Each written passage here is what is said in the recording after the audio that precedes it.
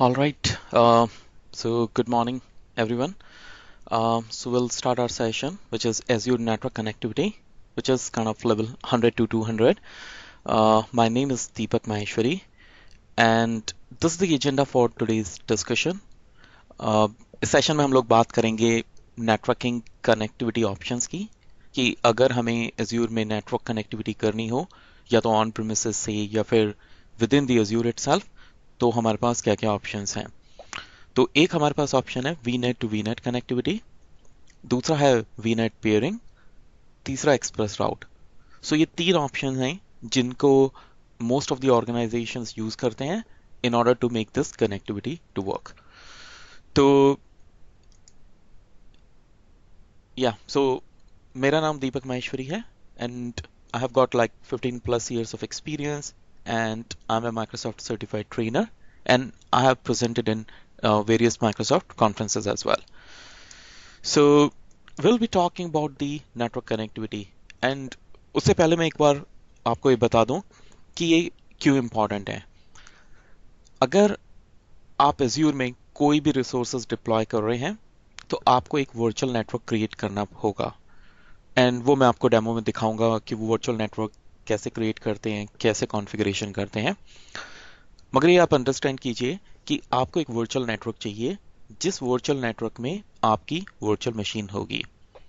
Bye default ये virtual network आपका एक आइसोलेशन बाउंड्री होता है, विच मीन्स आप इसमें मल्टीपल सबनेट्स क्रिएट कर सकते हैं, वो सबनेट्स एक दूसरे से बात कर सकते हैं, लेकिन वीनेट itself is an isolation boundary.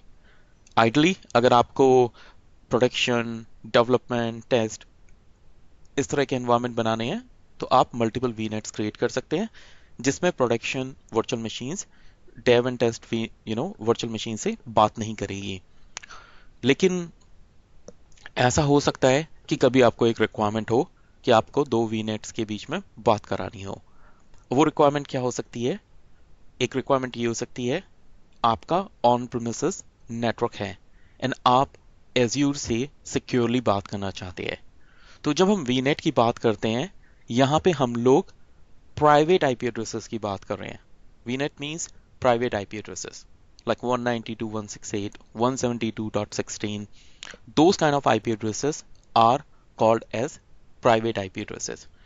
And जहाँ हम प्राइवेट आईपी एड्रेसेस के बीच में कम्युनिकेशन कराना चाहते हैं, जैसे हमारे ऑन प्रीमिसेस नेटवर्क से एज्यूर में सिक्योरली, वहाँ पे हम site to site VNet create कर सकते हैं, site to site VPN create कर सकते हैं। तो उसमें आपके पास राउटर होना चाहिए, डिवाइस होनी चाहिए जो वीपीएन सपोर्ट करे और आप एज्यूर के नेटवर्क से कम्युनिकेट कर सकते हैं। दूसरा सिनेरियो ये हो सकता है कि आपके पास दो डिफरेंट लोकेशन है।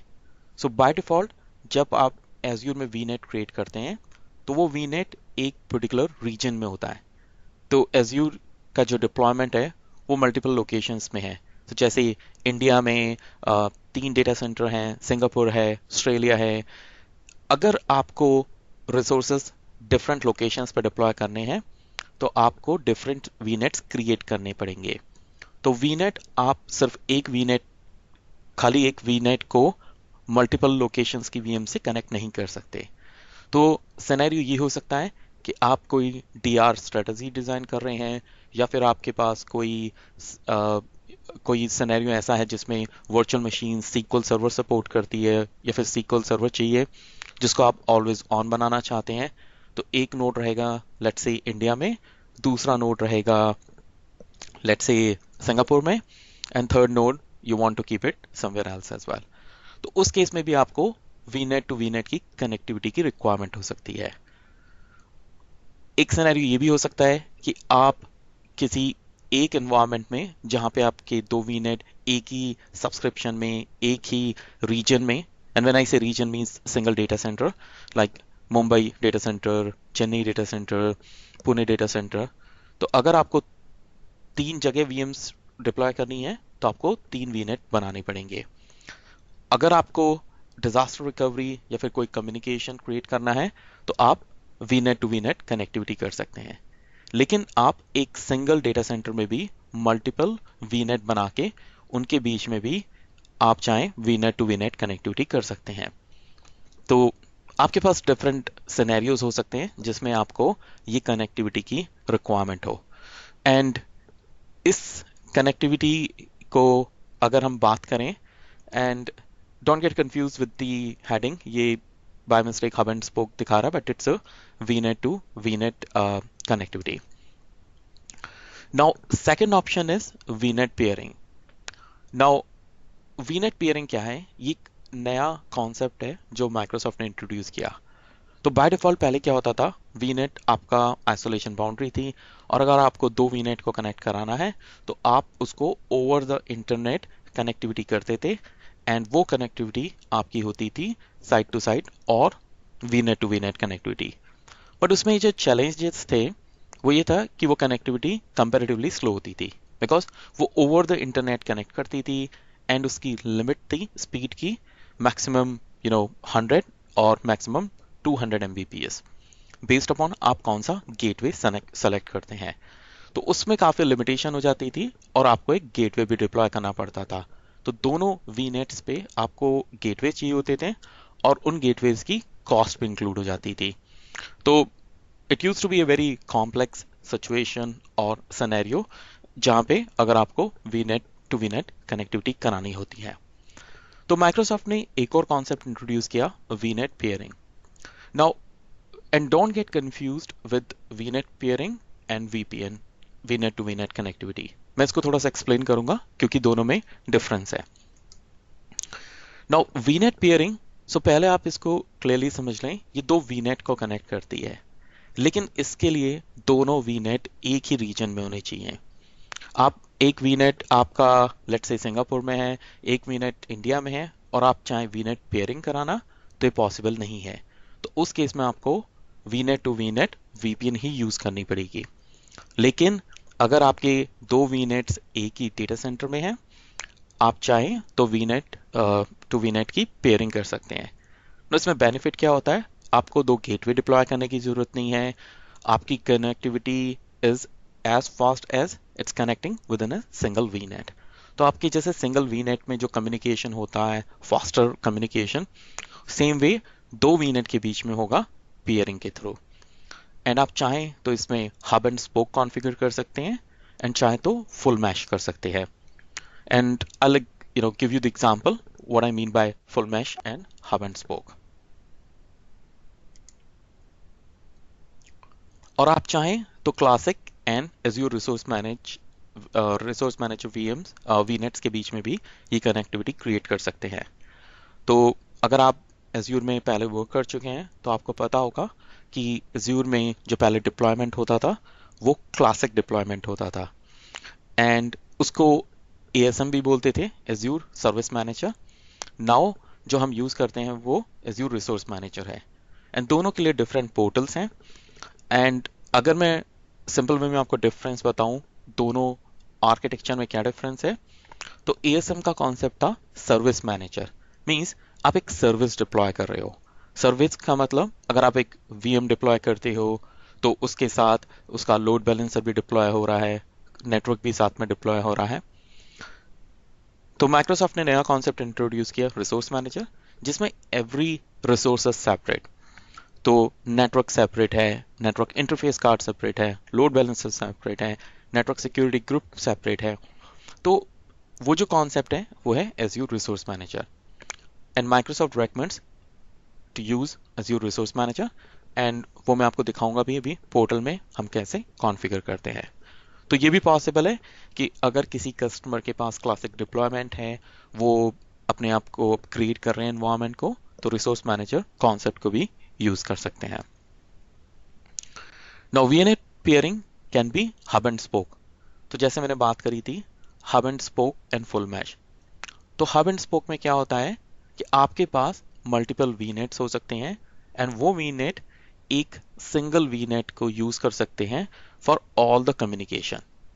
तो वो ऐसे कर सकते हैं कि सपोज आपका वीनेट 1 2 3 ये शेयर करते हैं वीनेट 4 को, और वो वीनेट 4 आगे आपके एक्सप्रेस राउट और वीपीएन और किसी और कनेक्टिविटी से कनेक्टेड है। तो this is called as hub and spoke. Now ये जो लेफ्ट साइड में 3 वीनेट्स दिख रहे हैं, ये वीनेट एक दूसरे से बात नहीं करेंगे, ये बेसिकली आपका सिर्फ इसके थ्रू जो मेन वीनेट है उसके थ्रू आपका बात करेंगे। तो वो they will use this hub and इसके थ्रू आगे कम्युनिकेशन करेंगे।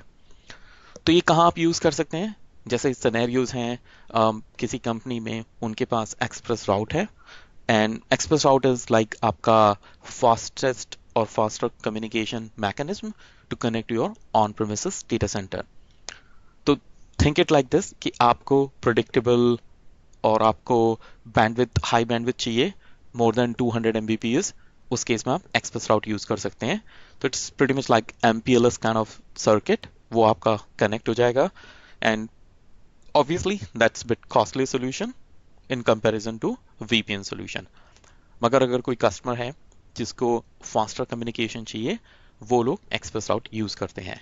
तो आप ऐसा भी कर सकते हैं, मल्टीपल वीनेट्स एक्सप्रेस राउट को कनेक्ट कर सकते हैं by using this hub and spoke method as well. तो उस केस में बाकी जितने भी वीनेट्स हैं उनको कनेक्टिविटी की जरूरत नहीं है, वो डायरेक्टली ये जो फोर्थ वीनेट है इसको यूज करेंगे कम्युनिकेशन के लिए। Now talking about express route is a fastest way to connect to your Azure data center। And ये आप कहाँ यूज करेंगे? जहाँ पे कस्टमर की रिक्वायरमेंट है उसको Azure को सिक्योरली कनेक्ट करना है। अगर आप ऐसे समझें कि आपका कस्टमर कोई गवर्नमेंट कस्टमर है, वो इंटरनेट को यूज नहीं करना चाहता, वो चाहता है कि सीधे कोई सिक्योर कम्युनिकेशन हो, तो उस केस में एक्सप्रेस राउट यूज कर सकते हैं। उसके अलावा आपको फास्टेस्ट वे में इंटरनेट Azure सर्विसेज एक्सेस करनी है, उसके लिए भी आप एक्सप्रेस राउट यूज कर सकते हैं। तो आपको प्रिडिक्टेबल परफॉर्मेंस दे देता है, सर्विस लेवल एग्रीमेंट दे देता है, एंड इसके डिफरेंट पार्टनर्स हैं, उनके थ्रू आपको ये कम्युनिकेशन स्टैब्लिश कराना होता है। तो it's kind of a dedicated connection between you and Azure। तो इसमें जो भी टेल्को होता है उसके थ्रू आप Azure डेटा सेंटर को कनेक्ट करते हैं। और इस एक्सप्रेस राउट में डिफरेंट पेयरिंग्स होती हैं। वो पेयरिंग्स होती हैं जैसे आप वर्चुअल मशीन्स, स्टोरेज उनको एक्सेस कर रहे हैं, तो वो आप अगर प्राइवेट IP एड्रेसेस पे एक्सेस कर रहे हैं तो वो आप कर सकते हैं। इसमें पब्लिक पेयरिंग भी होती हैं। तो पब्लिक पेयरिंग में जैसे Azure की सर्विसेज होती हैं, तो storage as a service, right? ऐसे ही आप अगर वेब एप्लीकेशन और कोई दूसरी सर्विसेज यूज कर रहे हैं उसके लिए पब्लिक पेयरिंग होती है। एंड इसमें माइक्रोसॉफ्ट पेयरिंग भी हो सकती है। तो अगर कस्टमर चाहता है एक एक्सप्रेस राउट के थ्रू, अगर वो ऑफिस 365 और let's say Skype for business, वो कम्युनिकेशन भी ओवर द इंटरनेट की जगह एक्सप्रेस राउट के थ्रू करें, तो वो थर्ड पेयरिंग भी क्रिएट की जा सकती है। तो ये डिफरेंट कम्युनिकेशन ऑप्शंस हैं to connect to Azure. Now what I'll do is I'll go and show you a demo जिसमें मैं आपको ये दिखाऊंगा कि हम ये नेटवर्क कनेक्टिविटी कैसे स्टैब्लिश करते हैं। ऑब्वियसली एक्सप्रेस राउट के लिए आपको बहुत सारे स्टेप्स क्रिएट करने पड़ते हैं, बिकॉज आपको टेल्को से बात करनी पड़ेगी कम्युनिकेशन के लिए। Express route, creation of express route is very easy in the portal, but उसके बाद बिहाइंड द सीन आपको वो कॉन्फ़िगर कराना होता है through the telco as well. तो इसमें मैं आपको VNet to VNet VPN का डेमो दूंगा। So let me share my desktop.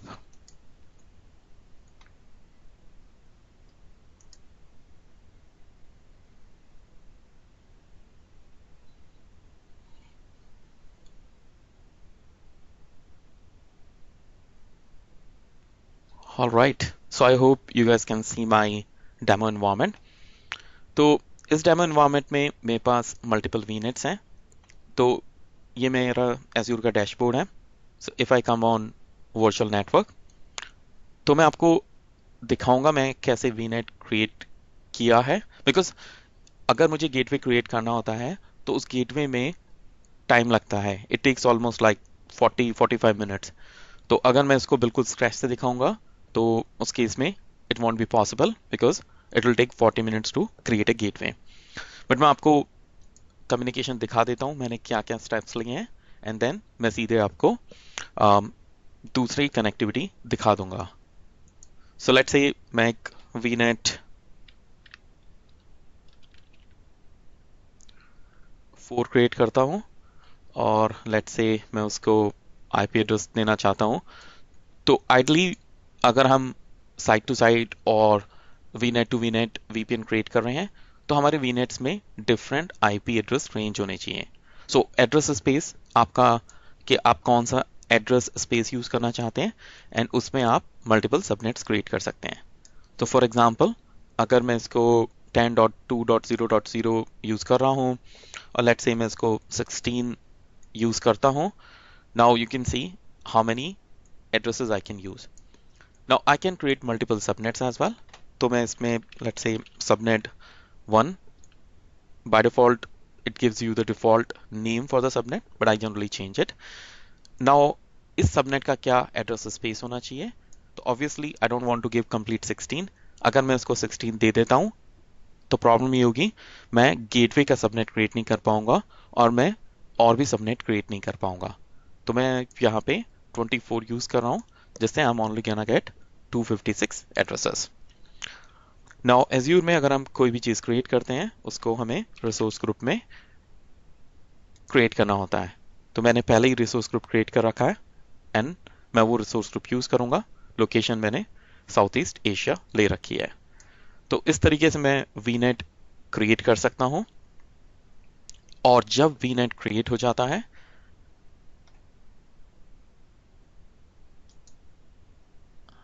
Let me refresh. Okay, तो ये VNet 4 है। तो अब अगर मुझे चाहिए तो मैं इसमें मल्टीपल सबनेट्स क्रिएट कर सकता हूं। क्योंकि मैंने पहला सबनेट छोटा क्रिएट किया है तो मैं मल्टीपल सबनेट्स क्रिएट कर सकता हूं। अगर मैंने इसको 16 दे दिया होता तो मैं और सबनेट क्रिएट नहीं कर सकता था। तो if I need to create more subnets I can click on subnet and ये और सबनेट क्रिएट कर पाएगा। तो मैं गेटवे सबनेट पे क्लिक करूंगा। तो गेटवे सबनेट एक डेडिकेटेड सबनेट होता है जिसमें हमें VPN गेटवे कॉन्फ़िगर होता है। तो लेट्स से अगर गेटवे के लिए मैं इसको छोटा सबनेट भी दे सकता हूँ 29 जिसमें 8 एड्रेसेस होते हैं और 28 दे सकता हूँ। तो अगर मुझे IP addresses you know save करने हैं तो I can give 29 as well. तो I can say okay and इससे मेरा गेटवे सबनेट क्रिएट हो जाएगा। एंड दिस इज मस्ट कि आप मल्टीपल सबनेट्स क्रिएट करें लेकिन आपको गेटवे चाहिए तो सबनेट का नाम गेटवे सबनेट होना चाहिए। तो वो आपको गेटवे सबनेट के नाम से क्रिएट करना पड़ेगा और उसके लिए ये ऑप्शन है गेटवे सबनेट, उस पर आप क्लिक करें तो ये गेटवे सबनेट बन जाता है। नाउ नेक्स्ट स्टेप क्या है कि मैंने VNet क्रिएट कर दिया, सबनेट है मेरे पास और गेटवे सबनेट है, तो मुझे गेटवे क्रिएट करना होगा। तो उसके लिए ऑप्शन है वर्चुअल नेटवर्क गेटवे एंड मैंने यहाँ पे उसको कनेक्ट कर रखा है वर्चुअल नेटवर्क गेटवे को। और मुझे अगर वर्चुअल नेटवर्क गेटवे क्रिएट करना है तो उसके लिए ऑप्शन है जाके ऐड करूंगा।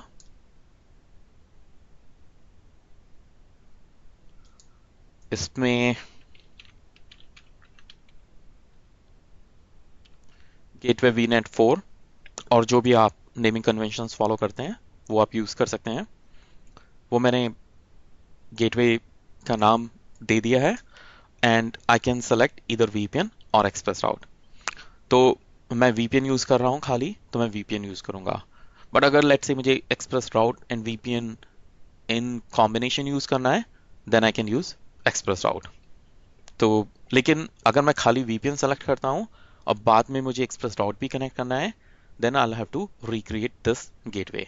तो ये this very important to remember, आप इसको चूज करें अगर आपको आगे एक्सप्रेस राउट कनेक्ट करना है। So route based policy based, so will go with route based because if you want to create multiple site to site connectivity उसके लिए राउट बेस्ड इंपॉर्टेंट है। ये डिफरेंट स्क्यू हैं, ये गेटवे के स्क्यू हैं। तो बेसिक, स्टैंडर्ड, हाई परफॉर्मेंस। अगर आप बेसिक यूज करते हैं तो ये कंपैरेटिवली काफ़ी चीपर है और इसमें आप 10 कनेक्शन कनेक्ट कर सकते हैं एंड ये कंपैरेटिवली फास्ट नहीं है। इसमें 100 Mbps मैक्सिमम आपको स्पीड मिलेगी। मगर आपको ज़्यादा चाहिए, आप स्टैंडर्ड हाई परफॉर्मेंस में यूज़ कर सकते हैं जिसमें आपको maximum 200 Mbps and you can go up to 30 simultaneous connection as well. और उसमें एक्सप्रेस राउट भी सपोर्ट करेगा जो बेसिक में सपोर्ट नहीं करता है। तो बेसिक अगर आप सेलेक्ट करते हैं तो वो एक्सप्रेस राउट सपोर्ट नहीं करता है।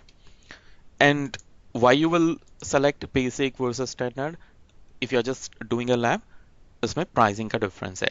तो उसके पीछे उसकी कॉन्फ़िगरेशन रहती है। तो स्टैंडर्ड मींस इसमें मैं ज़्यादा पे करूंगा, बेसिक में मैं कम पे करूंगा।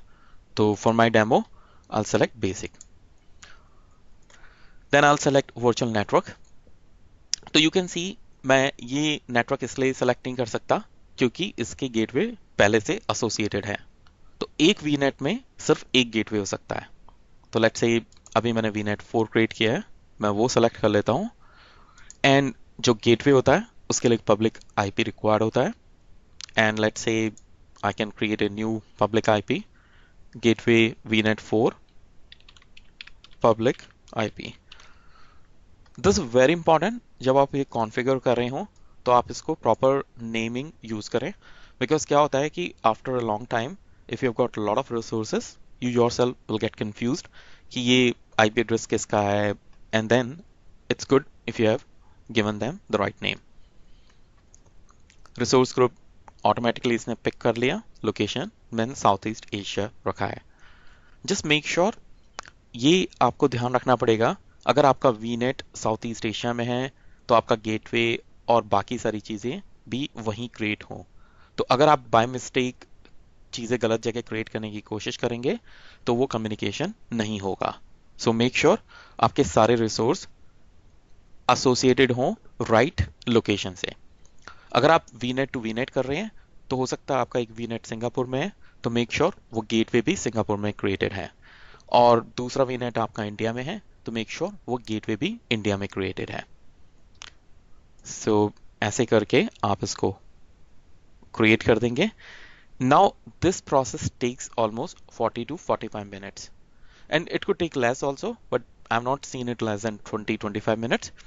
तो इसमें क्या होता है कि आपका गेटवे बनना स्टार्ट हो जाता है और अगर आप उस गेटवे पे क्लिक करेंगे तो ये दिखाएगा आपको अपडेट कर रहा है, बिकॉज वो क्रिएट करता है अंडर द हुड वो multiple couple of VMs create करता है जो लोड बैलेंस्ड होती हैं एंड जिसमें वीपीएन कैपेबिलिटीज होती हैं। तो जो एक्टिव एंड पैसिव वे में वर्क करती हैं। तो अगर आपका एक वीएम किसी तरीके से डाउन है तो दूसरी वीएम अपने आप वो लोड शिफ्ट कर लेती है और फेल ओवर हो जाता है। And Microsoft gives you 99.95% SLA for this one. Alright, तो इसको अगर मैं क्लोज कर देता हूं तो आप ये देख सकते हैं ऐसे मल्टीपल गेटवेज क्रिएट कर सकते हैं। तो we have taken first step, we created VNet. We have taken second step जिसमें हमने सबनेट क्रिएट किया गेटवे के लिए। थर्ड स्टेप हमने गेटवे क्रिएट किया जो हमारे वीनेट से मैप हो गया।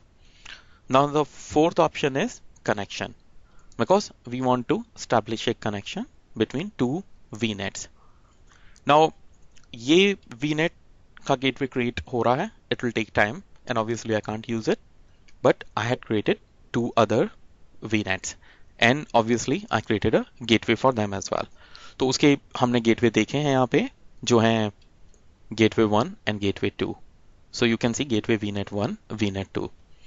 तो मैं कनेक्शंस में आऊँगा एंड ये मैं मोर सर्विसेज से भी देख सकता हूँ अगर मुझे लग रहा है कि, तो I can find it out here as well.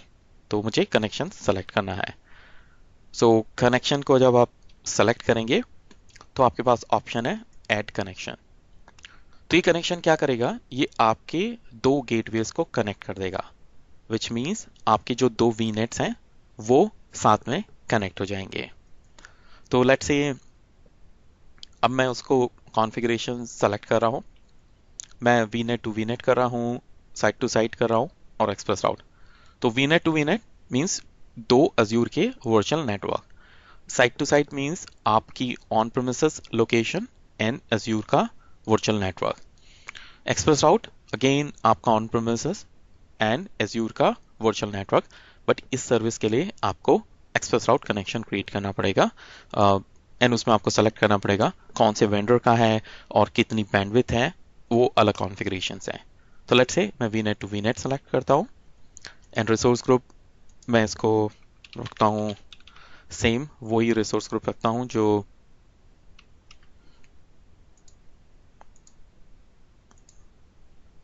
And this is very important, अगर मैं इसकी लोकेशन कुछ और सेलेक्ट कर लेता हूँ तो मुझे ये कॉन्फ़िगर नहीं हो पाएगा, बिकॉज ये देखेगा कनेक्शन मीन्स वहाँ कहाँ पे वी नेट्स हैं। तो इसको मैंने साउथ ईस्ट एशिया सेलेक्ट किया, मैं इसको सेलेक्ट करूंगा यहाँ पे and now I can see मेरे पास 3 गेटवे अवेलेबल है। फोर्थ यू कैन सी ये ग्रेड आउट है बिकॉज अभी ये क्रिएट हो रहा है। तो लेट्स से मैंने VNet 1 सेलेक्ट किया एंड मेरे पास सेकंड जिससे मुझे कनेक्ट करना है वह है VNet 2। तो इसमें मैं क्या कर रहा हूँ, VNet 1 एंड VNet 2 के बीच में कम्युनिकेशन स्टैब्लिश कर रहा हूँ। तो यहाँ पे मेरे पास ऑप्शन है, बाय डिफॉल्ट ये यूनिडायरेक्शनल भी हो सकता है from gateway 1 to gateway 2, but अगर मुझे बाय डायरेक्शनल चाहिए I leave it this option is checked, तो इसको मैं चेक छोड़ दूंगा।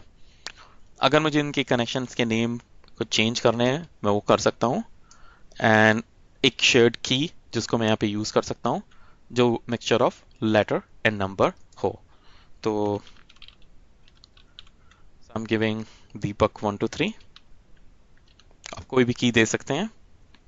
ये की इसलिए भी इंपॉर्टेंट होगी अगर आपको आगे और भी कनेक्शन क्रिएट करने हो। I'll say OK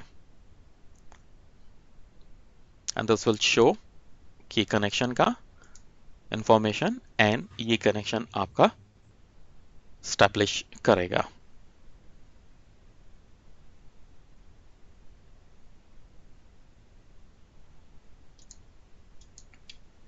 So this takes some time, ये स्टार्ट हो गया डिप्लॉयमेंट। तो आप देख सकते हैं वो गेटवे स्टिल अभी क्रिएट हो रहा है एंड ये डिप्लॉयमेंट भी आपका स्टार्ट हो गया है एंड यू कैन सी ये कनेक्शंस यहाँ पे स्टैब्लिश हो गए हैं। तो ये कनेक्शन VNet 1 से VNet 2 का है और दूसरा कनेक्शन VNet 2 से VNet 1 पे स्टैब्लिश हो रहा है। तो अगर हमारे पास दो वर्चुअल मशीन्स हैं और जो दो अलग अलग VNets में हैं, इन दैट केस मैं उन दोनों को पिंग कर सकता हूँ एंड कम्युनिकेट कर सकता हूँ। तो उससे मुझे बेनिफिट मिल जाएगा VNet to VNet कनेक्टिविटी का। And you can say it says deployment succeeded, just still updating.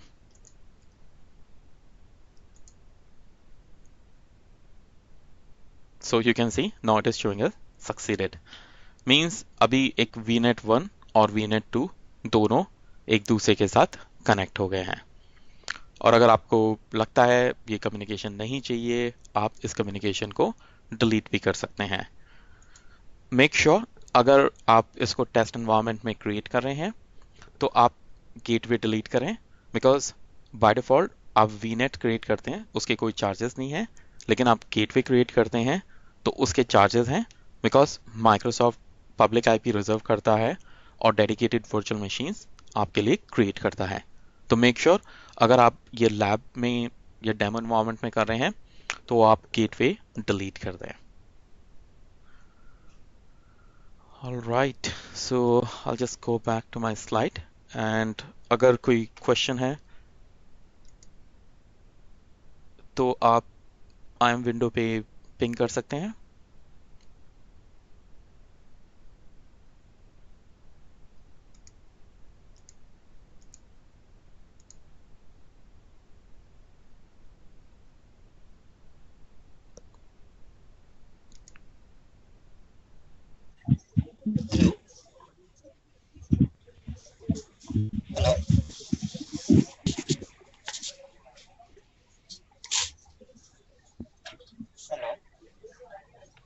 तो आप IM पे अपना क्वेश्चन यहाँ पे आप पोस्ट कर सकते हैं।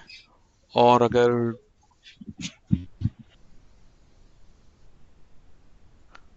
अगर आप इसको पहली बार सुन रहे हैं, ज्वाइन करना चाहते हैं, तो आप इसको cloudvidyalaya.slack.com पे भी ज्वाइन कर सकते हैं.